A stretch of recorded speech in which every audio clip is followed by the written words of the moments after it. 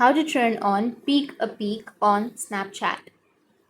So if you want to turn on peek a peek on Snapchat, then let's see if it's possible or not. Open up your Snapchat at first. Once you open your Snapchat, now if you go for the chat, which is on the bottom left, and here, um, let me tell you that peek a peek is known as the half swipe.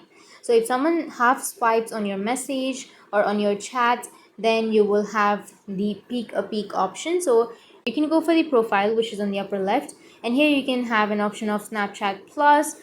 So simply tap on the Snapchat Plus, and once you tap on Snapchat Plus here, you need to have a Snapchat Plus subscription to have the peek a peek option. So here, if you scroll to the bottom, then here you will have peek a peek option, which is see when a friend half swipes into a chat. So if you want that option, then you will need a Snapchat Plus subscription. But if you don't have the subscription, it's not possible to turn that option on.